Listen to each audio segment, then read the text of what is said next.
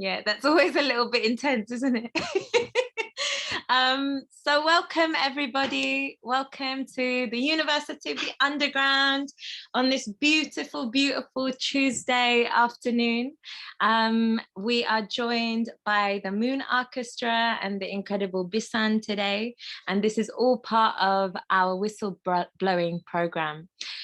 I am Dr. Aditi Jagannathan and I'm heading this program. I am many different things, and albeit I find it hard to summarize, I will say I'm a dreamer, a writer, an educator, a freedom warrior in different guises, and a lover of all things and all people and all ways of being. So it's an honor to hold and share and facilitate this space with you all.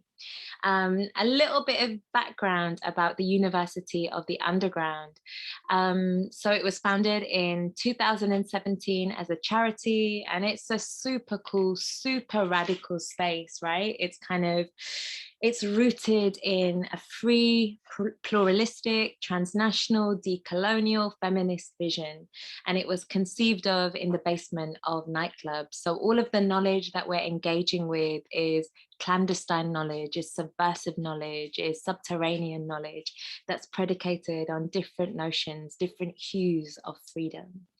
And freedom is inextricably, umbilically even, connected to this notion of whistleblowing.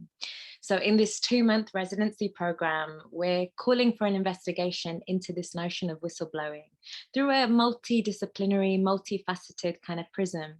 We're looking at whistleblowing as both political action, but also as an instrument, a literal instrument, and also as something that's metaphysical and that can kind of invoke different ways of communicating. Sorry. I'm 2 coffees in, so my words might be be very frenetic, so apologies in advance for this. But we are very, very blessed and very, very honored to have the incredible Bisan with us today.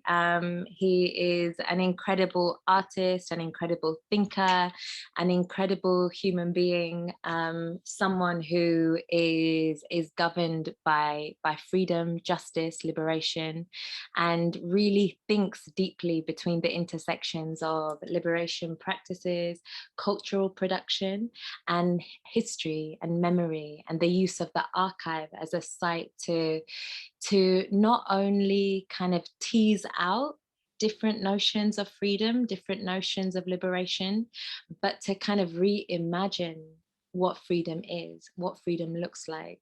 And I think there's a beautiful kind of temporal entanglement in your work, Bisan, which I'm sure you will share with us now.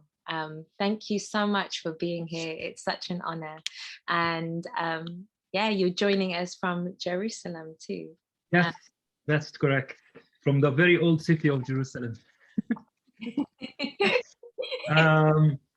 Thank you so much, Aditi. I feel humbled by your introduction. I'm not sure, I'm sure I'm many things that you have said, but I'm not sure that I'm incredible. I'll leave this to you to judge.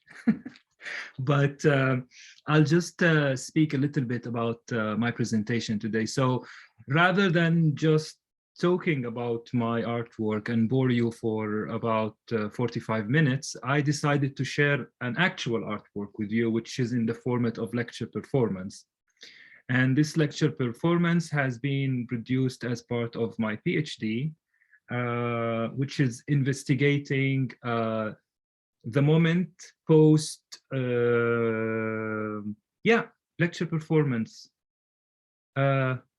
which is like a combination, like it's a lecture because it's, oh, okay, good. So I thought you need more explanation. Okay.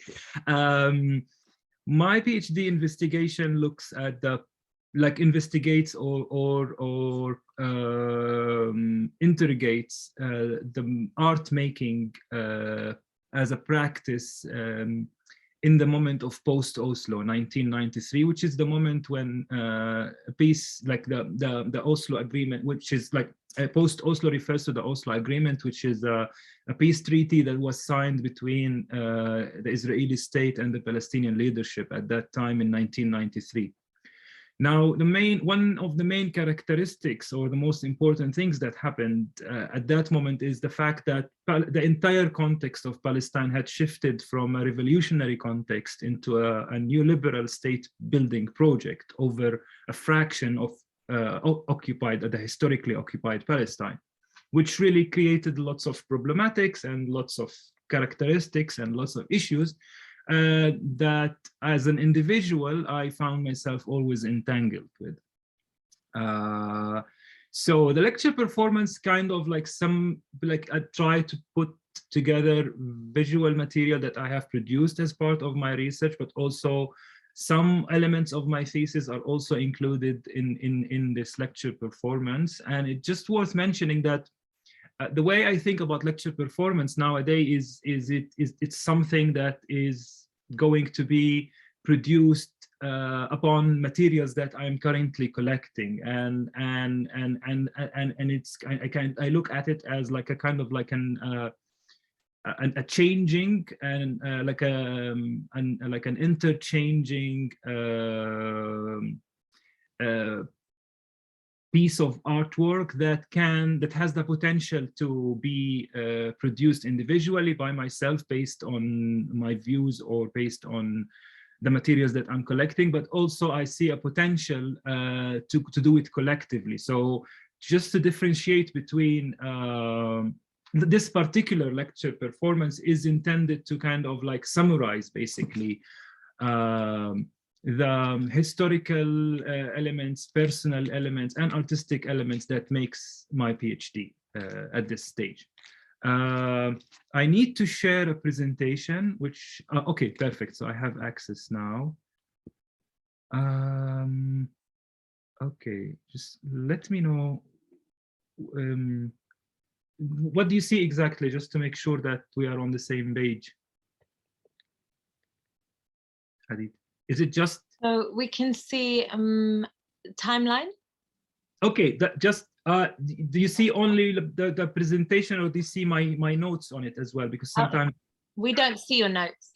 Okay, perfect. So please forgive me if I don't like. I try to keep looking at the camera as soon as like as much as possible, but I'll have to read. So if I keep looking down, please don't hate me for that.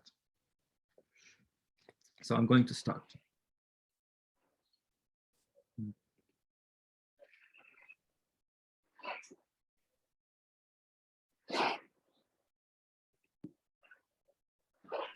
Beirut, 1980.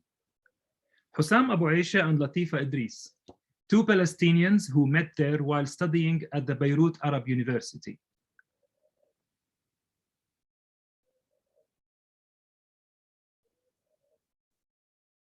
Bir Sabah, Palestine. My dear love, Latifa, a salute from a heart that was shattered while longing for you. I miss you a lot. This letter is small because the paper which I'm allowed to use for writing is small and limited. My love, as you have learned before, I was sentenced 3 years. Then I was transferred to Beersheba prison, where the brothers and comrades welcomed me in the greatest way ever, which reflected the highest signs of brotherhood. I am now in a room that contains 60 prisoners, and I feel very harmonious and happy with them. We are spending 15 hours a day studying and reading.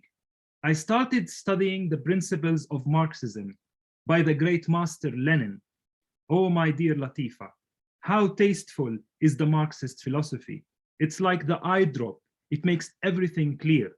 Like a magnifier, once you look through it, you can see and analyze everything practically and clearly. It is a real school over here.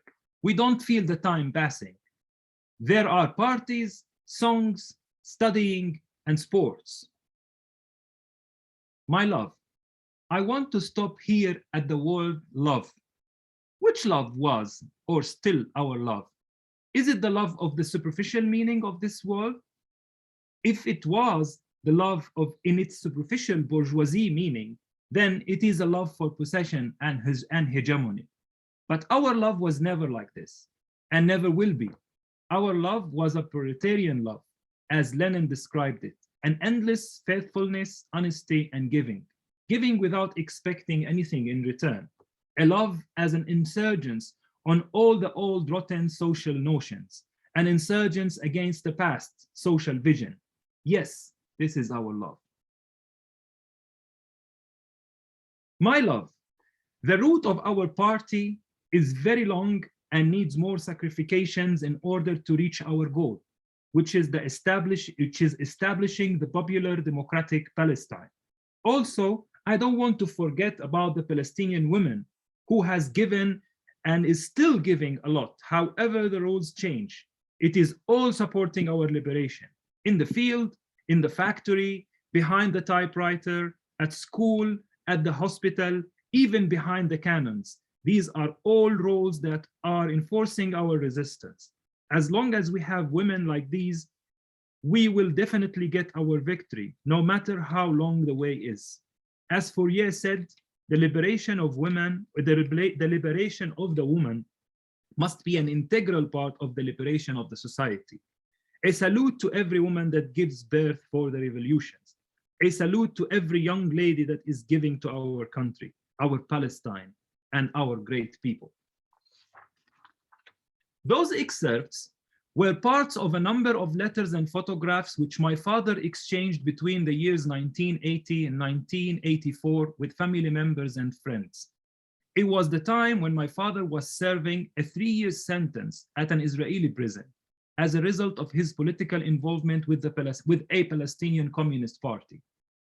Most of the letters are addressed to my mother, with whom he clearly shared a romantic relationship while they were both students in Beirut.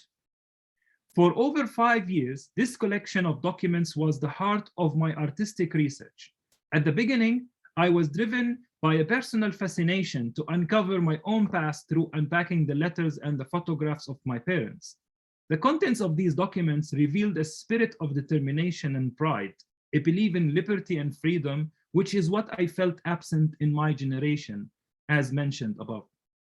I was simply dealing with this array as if it was an evidence that there used to be a better time than the present time I have experienced in Palestine. This has influenced a practice which relied on bringing past narratives that I was extracting from my parents' collection into the body of my artworks as a way to interrogate the present moment. My father has been always my hero. He was the person I wanted to be in the future. I was inspired by his experience as a theater artist and as a freedom fighter who sacrificed years of his youth in Israeli prisons. But when I read the letters my parents exchanged 30 years ago, I became more fascinated with the role that my mother had taken, not only as a mother and wife, but also as a socially and politically active woman.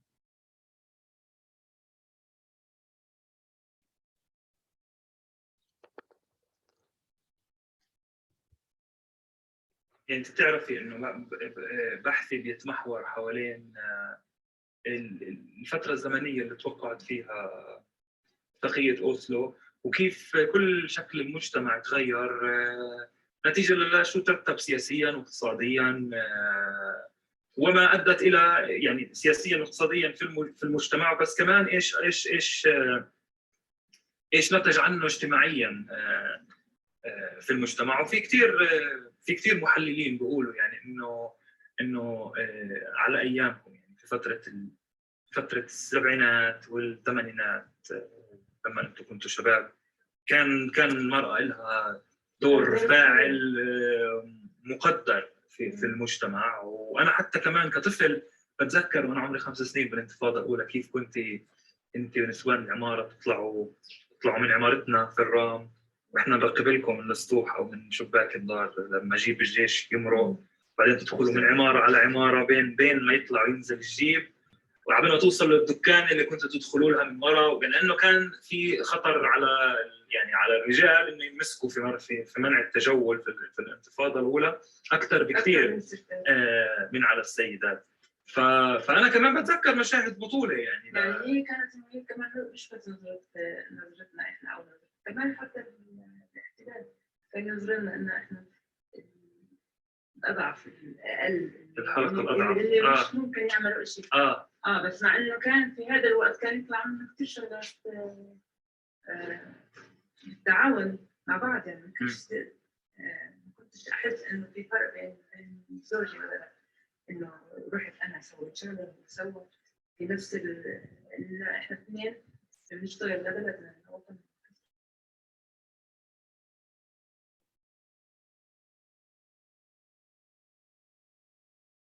The last clip is part of my recent investigation on the realities Palestinians are trapped in nowadays. The work departs from questioning my own set of knowledge, which I have accumulated over many years in front of my mother as an attempt to stimulate argument about things that have changed between our generations. I was born in 1985, which technically makes me a member of the first generation that we call in Palestine the Oslo generation, in reference to the Oslo Agreement. The Oslo Accords, or the Oslo Agreement, is the declaration of principles on interim self-government arrangements that was signed between Israel and the Palestinian Liberation Organization, PLO, on the 13th of September 1993. The Palestinian leadership that was behind negotiating and signing the terms of the Oslo Accord regarded this as a victory and a major step towards setting up an independent Palestine, an independent Palestinian state, and hence a resolution to the Palestinian problem. Today, over 2 decades since the signing of this agreement, Palestine is not free, and the Palestinian problem is far from close to reaching a fair solution. Both of my parents regarded the agreement as a big blow to many years of their individual and collective struggle.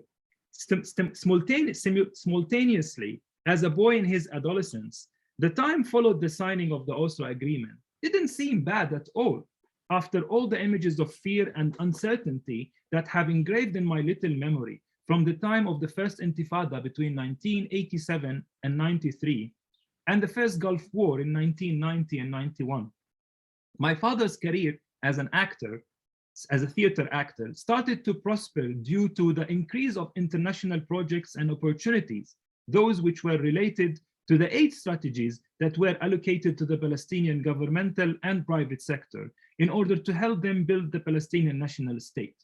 My brother and I started participating in a number of international projects and exchanges, also partying late in Ramallah.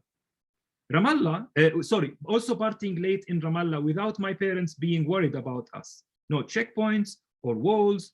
Israeli Jews and Palestinians were visiting each other's cities for touristic and economic reasons. Although this period witnessed high tension between Hamas, the Islamic resistance movement, who entirely rejected the Oslo Agreement, and the Israeli state, who never ceased building or expanding settlements and colonial projects, but this does not deny the fact that it was relatively peaceful times on both sides. Or it seemed so for a Palestinian teenager like myself. These good times lasted until the Second Intifada. These good times lasted until the Second Intifada broke out in the year 2000, after the Israeli president at the time, Ariel Sharon's provocative visit to Al-Aqsa Mosque. The violence erupted between the Israeli state and the Palestinian people marked the end of the Palestinian dreams about having their independent state. Checkpoints were installed. The wall was constructed to isolate the West Bank and Gaza from the rest of the territories. The biggest blow to the Palestinian dreams was when Israel reinvaded the West Bank in 2003. This was the moment when I personally started to wonder about this unjustified failure of the peace project, As most Palestinians, this rapid shift from peace into war struck me badly. The promises of peace and economic stability turned to be nothing but an illusion. When I saw my father's career as a theater artist shaking under the precarity of the new reality that replaced the peaceful times, I started thinking of a new reality away from the intellectual world of my father. In an attempt to secure a mainstream future for myself, I gave up my dreams in studying cinema and theater direction, and instead I traveled to Egypt, where I accomplished my BA degree in information systems at the October 6 University in Cairo between 2002-2006. When I finally decided to become an artist in 2008, it became very apparent to me that I have finally found a tool which will help me answer questions storming up my head, as well as expressing feelings and emotions accumulated in my body. What really fascinated me about art is the amount of knowledge that one can extract from perceiving an artwork. The moment I began to realize how being an artist is educating me was the moment when I started to understand my eagerness to dealing with information. This is how the relationship between art and research became integral to me in an attempt to make sense of my surrounding environments. A more self-reflexive look at my personal experience living under circumstances the Oslo Agreement had brought evokes many questions about how that past influenced who I have become nowadays. Although I grew up in a family opposing the Oslo Agreement, but after all, they were like all leftist believers who have fallen into a world of mainstream politics and corruption where their voices are not heard.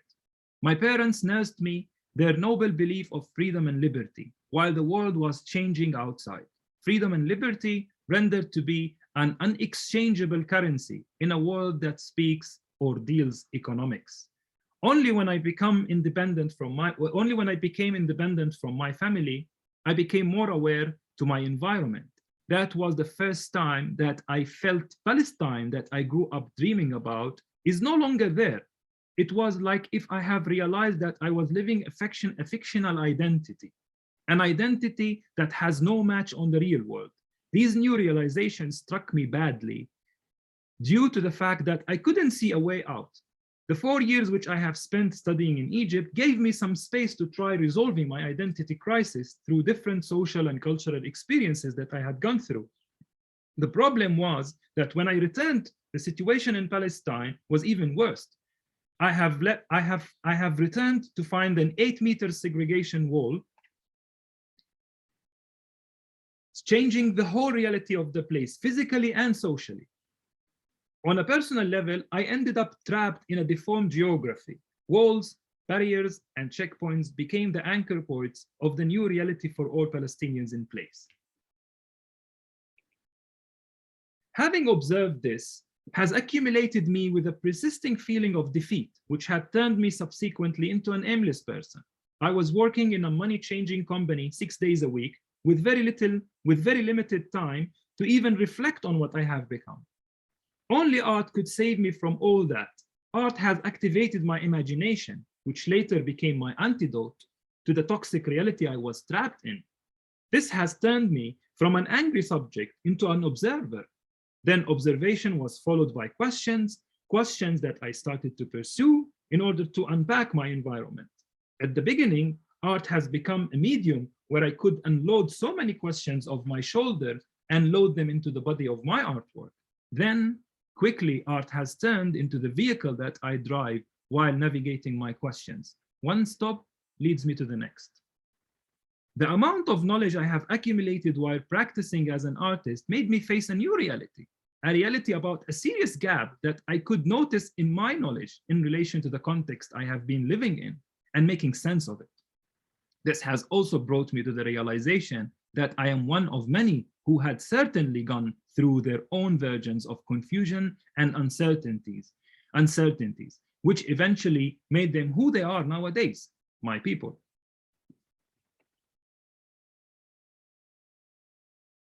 يعني في ايامها احنا كنا محتلين وما عندناش دوله، واليوم كمان احنا ما زلنا واقعين تحت احتلال وما عندناش دوله او في دوله منقوصه بالضفه الغربيه بس. فشو اللي بتحسي انه تغير؟ بحس انه احنا احبطنا، بطلنا نفكر كثير بجديه، لان احنا بدنا نحرر وطننا باكثر من جرأه. وانه ما كانش عندي مشكله ان انا اخذ اطفالي يضربوا حجار يعملوا اي شيء، بس هلا انا لا. يعني خوفي على اولادي انه بحس انهم وكانهم عم تدفعهم للموت بس من اجل الموت. بدي اقول شيء هدف او رؤية. بس رؤيه، مش يعني الاحباط آه. سيطر اكثر علي. بس شو سبب الاحباط هذا يعني؟ قلت اكيد او يعني اوسلو كشيء جاء بيغير مسار النضال ولا شو ترتب عليها بعد؟ لا اول شيء غير مسار النضال، او انه خلص وكانه هم صدقوا حالهم انه عن جد احنا وصلنا لشيء، وصاروا يشتغلوا على انهم يقنعونا احنا انه او يحيدونا عن المسار اللي احنا كنا ماشيين فيه. The new knowledge which art had introduced me to became a trigger for more questions about the absence of a significant amount of Palestinian information, especially when I was trying to match it with the reality I am part of. Nothing that I was exposed to in my upbringing and education was sufficient enough to make sense of who we are as Palestinians and how we ended up at this moment of time. As soon as I realized this, I have figured out that our Palestinian collective reality is trapped in the past, living without the land that used to be ours and dreaming about people that used to be us, while nothing in the present seems leading to any future. This could mean that the next generations of Palestinians will end up even more trapped and more confused, considering the political uncertainty enveloping the region.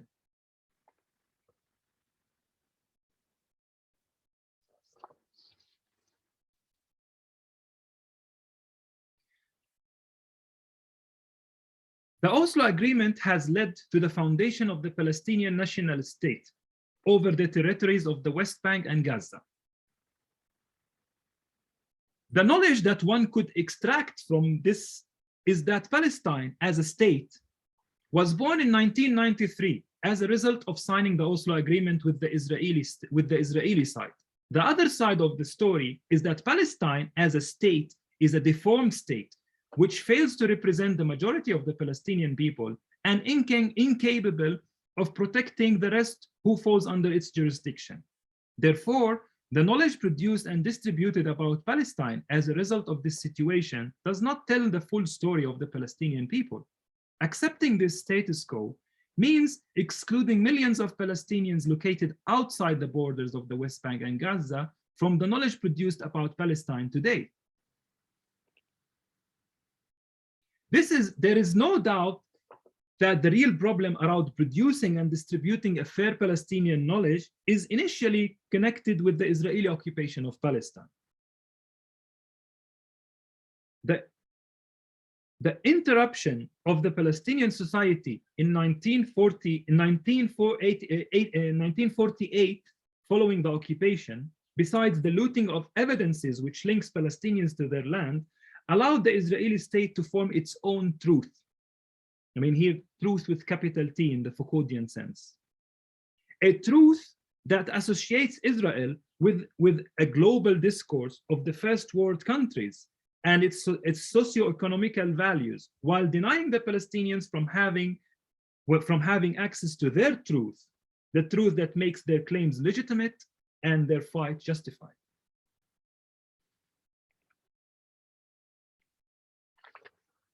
Nevertheless, the Palestinian revolutionary movement, which began to form and organize in the 50s and 60s in order to fight the Israeli state, understood the severity of what they have lost as a result of the Zionist occupation, between losing the majority of the Palestinian land, the looting of the written legacy, and the loss of a significant number of materials in the way to exile.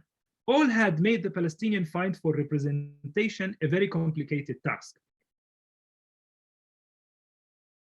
But this legacy of loss and marginalization did not stop the Palestinian revolutionary movement from trying to gain power over producing different knowledge to represent them.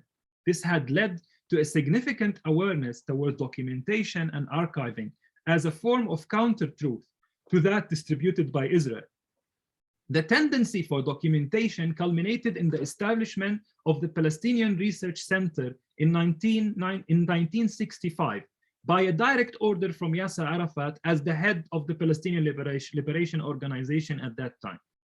The Palestine Research Center was established at the Lebanese capital Beirut, which was the main base for the Palestinian Revolutionary Movement and became its main archive. The role of this Palestinian Research Center was to study the Zionist-Arab conflict in a scientific way, based on credible resources, as well as collecting various kinds of documents connected with the Palestinian cause, such as testimonies and evidences on what truly happened in 1948 and its implications on the future of the Palestinian people. Consequently, this had definitely given the Palestinian revolution a form of power, that which associated the Palestinian struggle with a different global discourse at that time of those who are fighting against colonialism, imperialism, and inequality all over the globe. On the other hand, Israel could not turn a blind eye on what was happening not too far away from its bases. When the Israeli forces invaded Lebanon in 1982, an attempt to wipe out the Palestinian revolution once and for good, one of the most focused attacks during that invasion was against the Palestine Research Center and its key employees.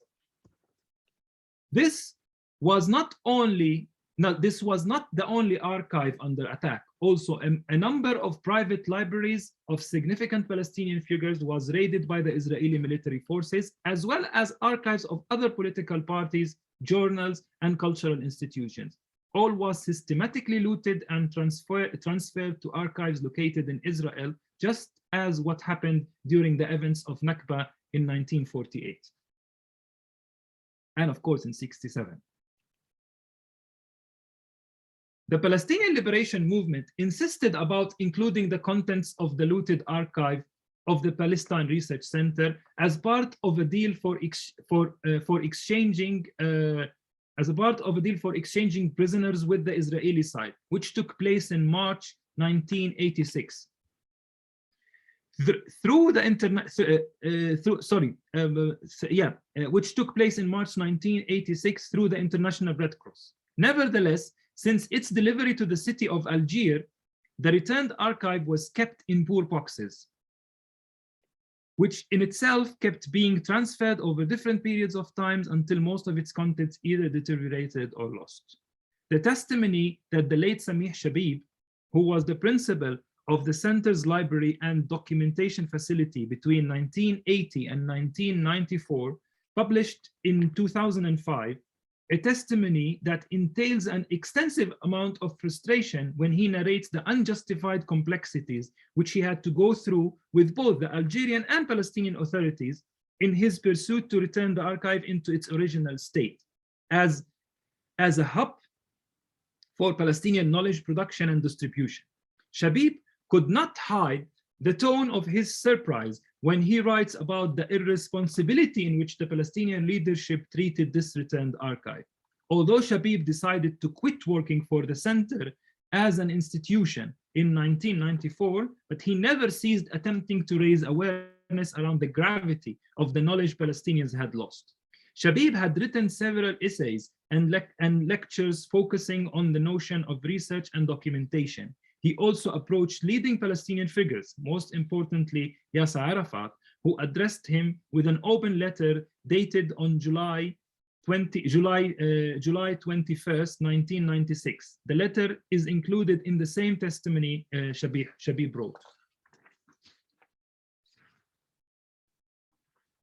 A more analytical look at Shabib's testimony shows that it's not a didactic monologue about an array of information that which he personally had taken part in its collection and maintenance. The testimony is simply using his working experience in that specific field in order to elaborate on the idea of research as a strategical approach. According to Shabib, that approach allowed Palestinians to have control on producing knowledge, the knowledge that could speak for them and support their struggle. The signing of the Oslo Agreement by the Palestinian political leadership marks a shift in their strategies.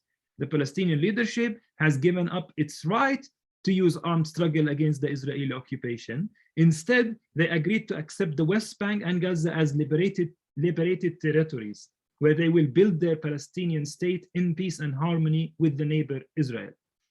Those new strategies can be seen as a stab in the heart of the Palestinian collective goals, because it serves only a group of them, while leaving the rest fighting different geopolitical realities. After the formation of the Palestinian Authority, Shabib noted that the main focus of this authority was to establish a political entity on the ground as soon as possible. Their pursuit of that had taken over their previous attention towards recollecting the Palestinian narrative. After all the knowledge Palestinians had lost in their fight for freedom, the Oslo Agreement project arrived to produce a new knowledge about Palestine, that of a state born in 1993. The Palestinian Authority became the main representative of the Palestinian people in the mainstream political and cultural affairs, replacing by that the role the Palestinian Liberation Organization had taken for decades. This had meant that the main knowledge distributed about Palestine through mainstream platforms represents Palestine according to the boundaries included in the Oslo Agreement. Moreover, a number of key intellectuals, such as Edward Said, Ibrahim Abu Lughod, and the historian Anis Sayegh, quit working for the Palestinian Liberation Organization due to their opposition to the Oslo Agreement state project, In the section he wrote about the return, which refers to the time following the signing of the Oslo Agreement, because many Palestinians from the diaspora were allowed to return. I mean, not many, but some Palestinians were allowed to return by Israel, which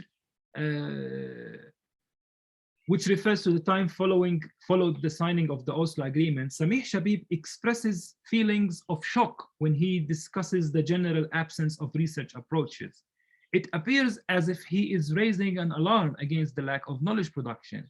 Shabib adds that post-return researchers found themselves stuck between working for international agencies or thinking about leaving. Even those who remained, they did not have the right environment to develop their research skills. The political changes which resulted upon the terms of the Oslo Agreement were followed by multiple changes in the different fragmented Palestinian societies. For example, the challenges of operating a business are faced by many Palestinian businesses in the private sector. One of those challenges is recruiting Palestinians. It is a product of what's starting to be called the NGOization of developing economies. It's a result of a large amount of foreign aid that is injected to the Palestinian economy that allows non-governmental organizations or NGOs the ability to offer inflated salaries that are far detached from the local economy to recruit educated and professional Palestinians. So NGOs are therefore able to offer a salary that is 3 to 4 times higher than what the local private sector can afford. That increases the cost of labor and reduces the labor supply to the private sector and directly undermines the private sector's ability to recruit Palestinians, hire them, and therefore build a autonomous or an independent Palestinian economy. If donor aid is encouraging inflated salaries for the educated classes, then why are these educated classes incapable of building an independent economy?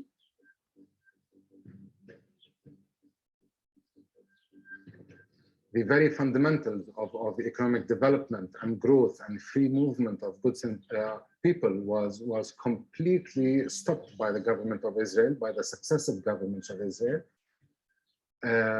The donor community did not challenge this, but they continued pouring money over it. So they knew that they are investing in a failed project.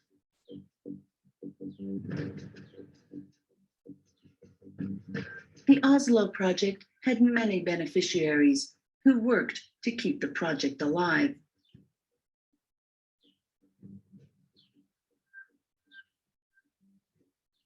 لأنه احنا إذا بدنا نقول شو عملوا المانحين، عملوا طبقة أو نخب سياسية اقتصادية متشابهة أو متجاوزة بعض وقاعدين، هذول النخب هم اللي برسموا قاعدين سياسة البلد.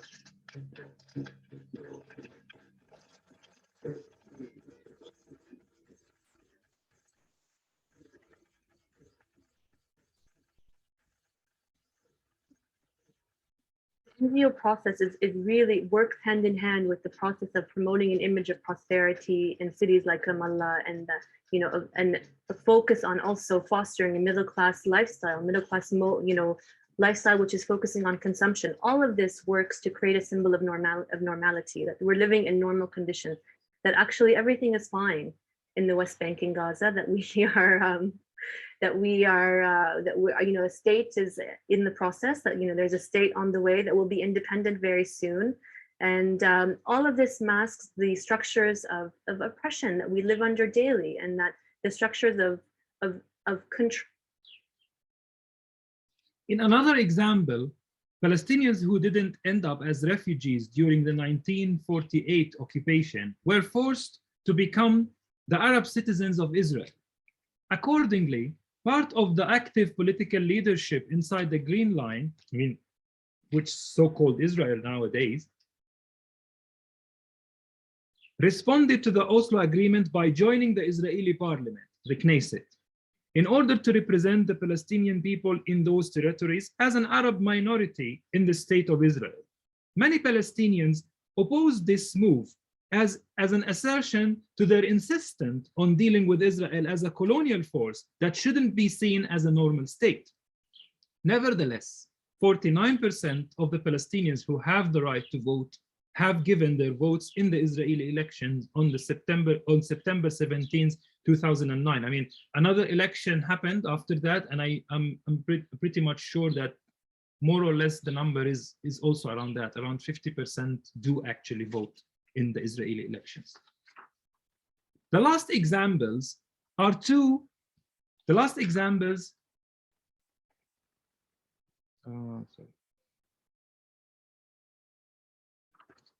The last examples are two of many on how the priorities of the Palestinian collective struggle have been broken into micro-political activities that concerns only the economic and cultural matters of those who fall under its jurisdiction. The result of all this is a number of fragmented Palestinian societies struggling to enhance the conditions of their daily life, while the machine of occupation continues to erase what remained of the Palestinian culture and narrative. In other words, the collective Palestinian knowledge is torn apart between multiple Palestinian groups. Each of those groups is producing their own version of truth, stemming from inputs connected with their geopolitical environment. Through looking closely at the past different periods of times while trying to understand how the truth of my people was lost, I can better understand the confusion I had gone through after the Second Intifada broke out in 2002. The absence of a collective Palestinian structure of knowledge keeps Palestinian truth fragmented. This is what allows some truths to prevail while burying many others. Although practicing art has liberated me, as I have mentioned before, but the story is not utterly romantic and rosy. After I left Palestine in order to pursue my studies in London, I was invited to participate in an international group show that took place in the eastern part of Jerusalem in the year 2006.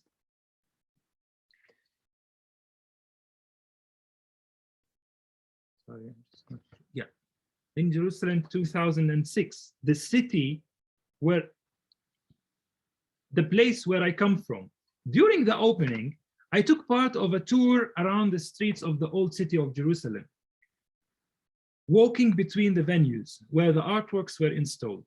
I could see in the eyes of the city's occupants who were sitting in front of their shops or just passing through that we were, to them, nothing but another bunch of aliens, perhaps another group of tourists. Suddenly, my appearance among them seemed strange to those who knew me.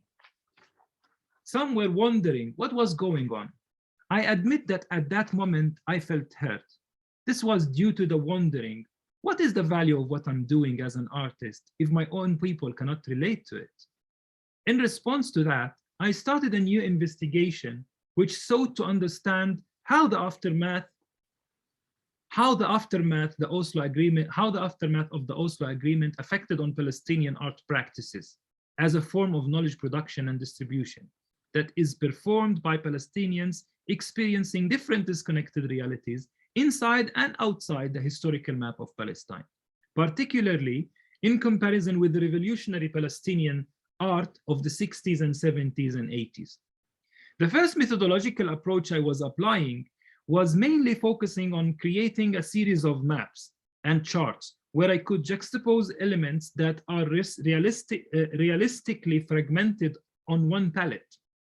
The method is mainly relying on already existing but scattered knowledge, which I put together in order to make connections, then probably creating understanding.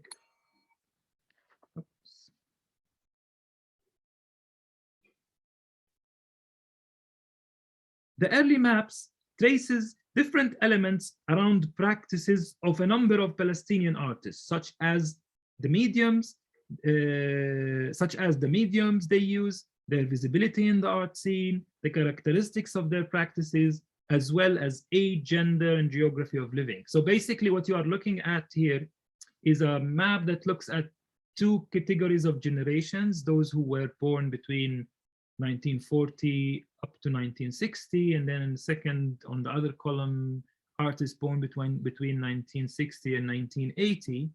And here I'm trying to basically understand how the geography, where they are located. I mean, because, I mean, since the moment of the occupation, I said Palestine had broken apart into different bits and different geographies. So I'm trying to understand here, like trying to basically understand the relevance of where they are based. Are they based in Jerusalem or in Gaza or outside of Palestine? In the case of being outside of Palestine, I'm trying to understand that being outside of Palestine cannot be labeled as being simply a migrant, because there are three different variations of being outside of Palestine. You are either a migrant who left on their own choice, like myself, or exiled, which means that you were pushed out and became a refugee, or you were not permitted to return, or diasporic Palestinians who were born of parents who were exiled themselves from Palestine. So between those geographical entities and the generation when they were born, I was trying here to understand how is that related to what kind of mediums they use, and this kind of map sometimes helps me make sense of things that I already know. Like, for example, when I question myself, why in the first category of generations only two artists doing performance, if we link it back to them, we understand that the two artists are Mona Hatoum and Tariq al-Hussein, or Nasser Soumi. And all these artists, they were educated outside of Palestine, which means that the kind of education that they were access to, they were introduced to mediums like performance or kind of like new contemporary mediums in art that are very popular today, prior to their generation, who were still living in Palestine between in the 60s and 50s and 60s and 70s. In this next map here, I'm also trying to trace their visibility based on simply studying their biographies, which are online. I'm trying to understand where these artists are exhibiting. Are they famous? Are they visible in Palestine only for the local community, or they are exhibiting in the Arab region, or they are known internationally? And these like yellow highlights are basically artists who have like really high visibility, like Layla Shawwa, she's in the collection of British Museum. Farid Armali, he did all like major exhibitions from Documenta to Venice. He was born in the US, and he's also an artist and academic in US academia.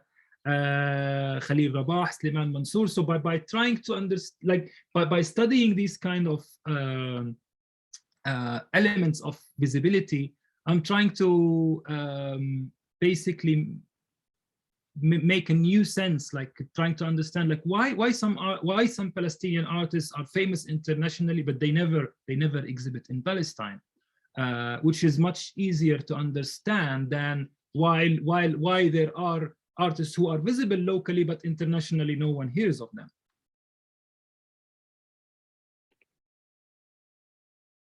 Also, I did not exclude myself from this investigation, since I'm also a member of the domain under scrutiny.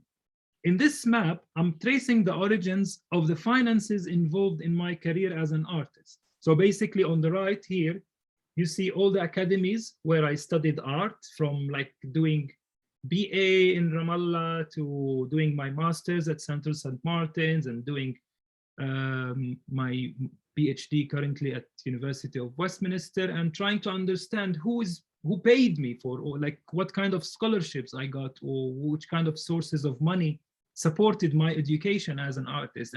And also on the left side, you see some of my major participations as an artist, like at the Istanbul Biennale, Victoria and Albert Museum,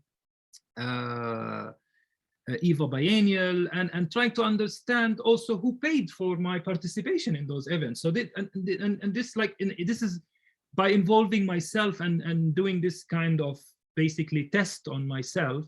I'm also proposing a prototype where we could basically ask every artist on my list to do the same, and then eventually we will be able to understand who actually pays for the entire Palestinian art scene, and how is that related to where this art is distributed and who sees this art.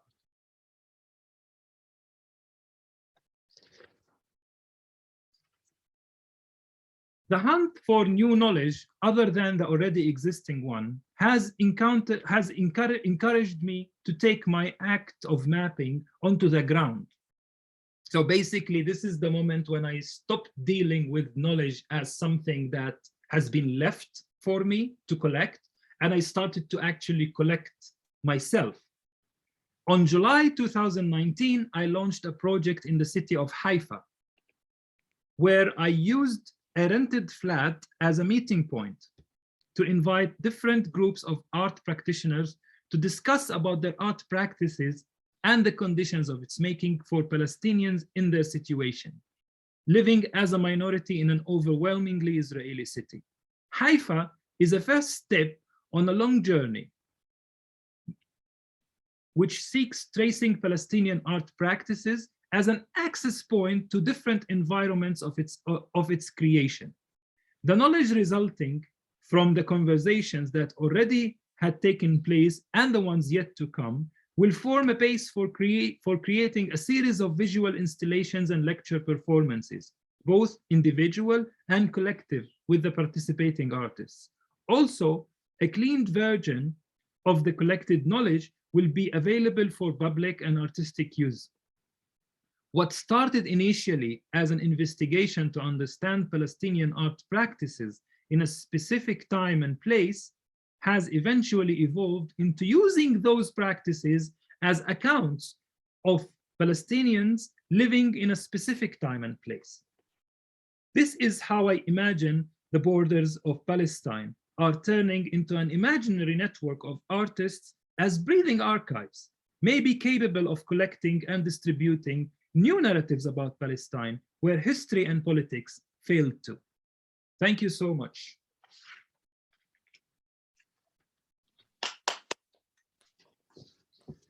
Thank you so much, Bisan, for such a rich and beautiful, beautiful unfurling of knowledge and sharing with us. Stop sharing just to be able to see you better. We're a little bit like tight for time. So does anyone want to pick Bisan's brain with what I can imagine are really well thought through and engaged questions?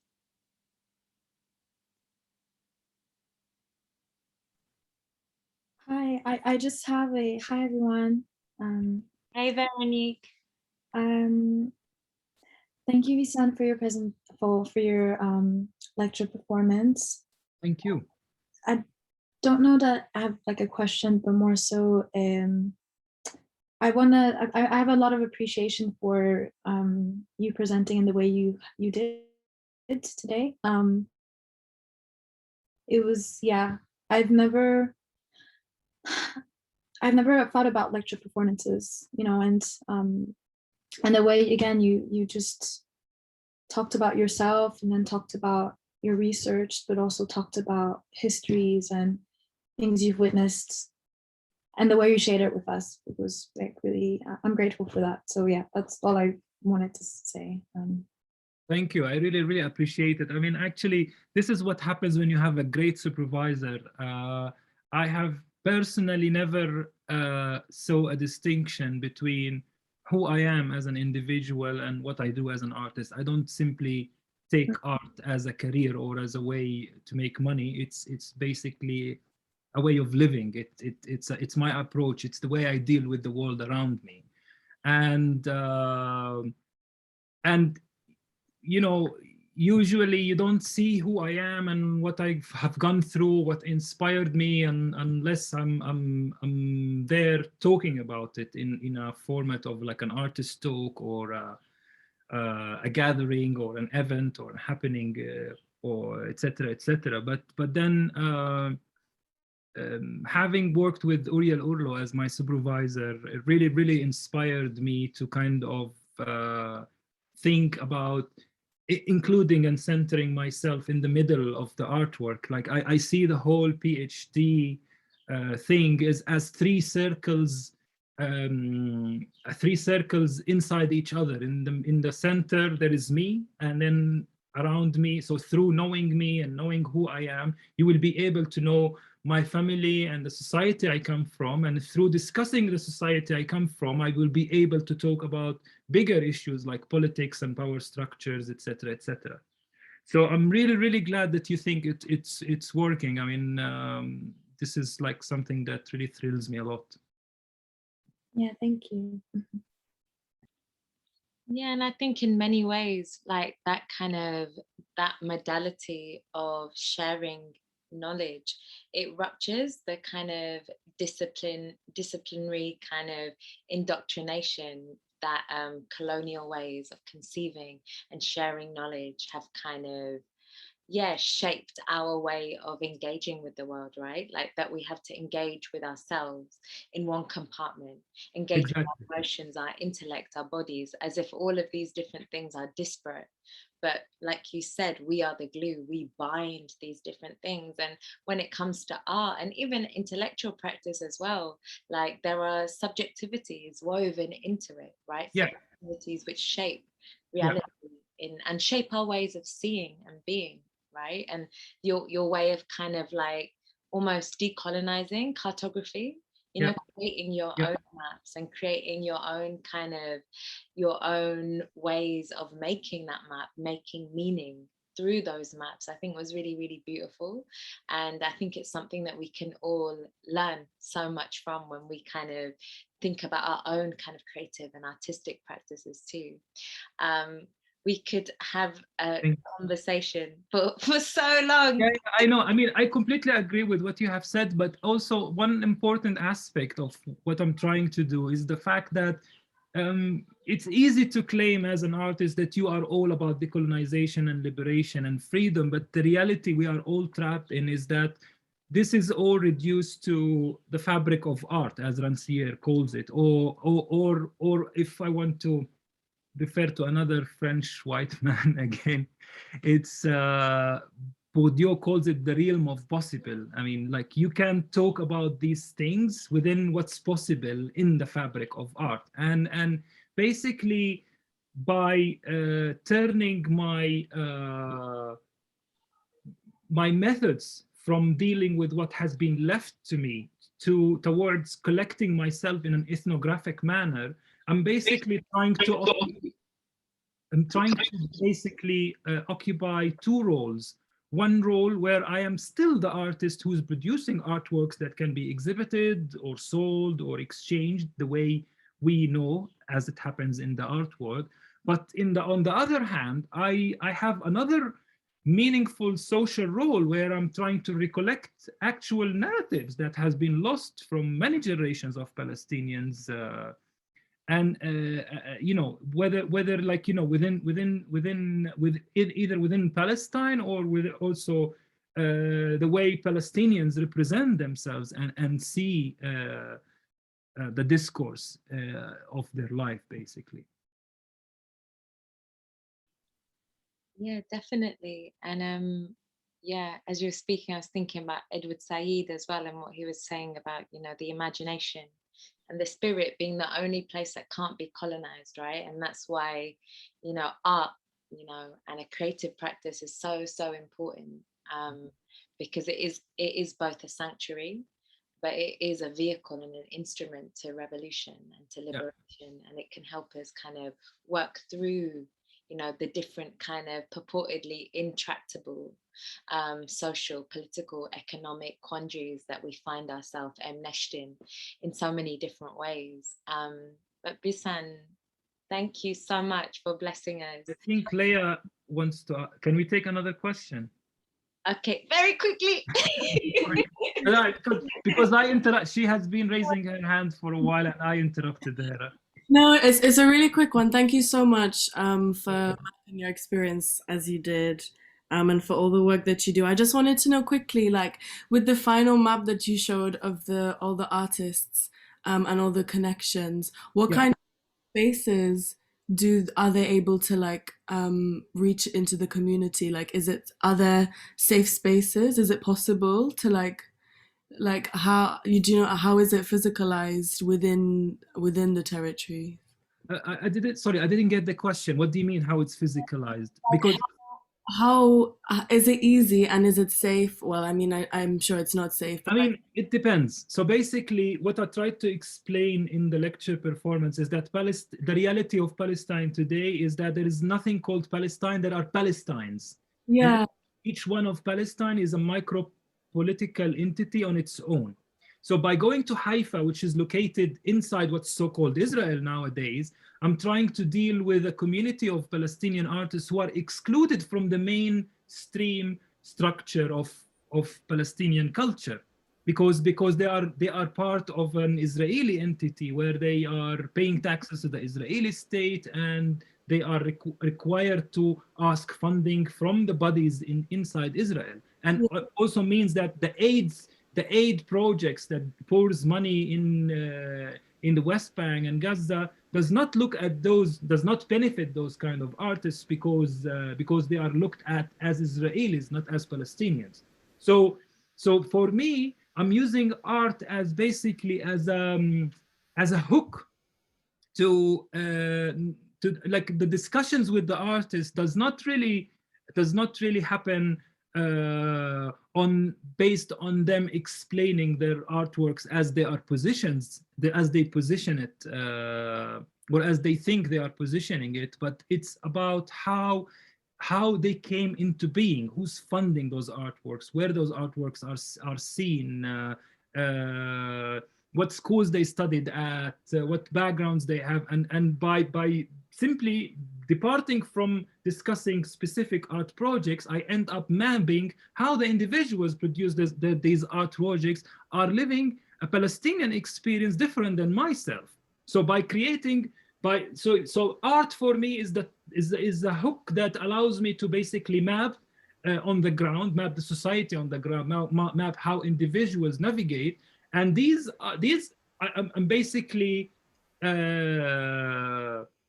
I'm basically like creating a body of knowledge which I can use to develop videos and installations and lecture performances. But this body of knowledge remains there. It tells a story that has been dropped down from the mainstream channels of writing history and making culture. Thank you. Yeah, I hope I answered to your question. Amazing. Thank you so much, Bisan. Thank you so much, everyone, for being so engaged and listening deeply. I will send you Bisan's email if that's okay with you. Absolutely. Yeah, absolutely. My pleasure. So we can continue the conversation, and you can ask him anything you want. Thank you so much, everyone. We'll have maybe a 2-minute comfort break, and then we'll be back for Audrey. Bisan, thank you so much. Thank you, guys. Have a good rest of your evening, and yeah, thanks for your good listening.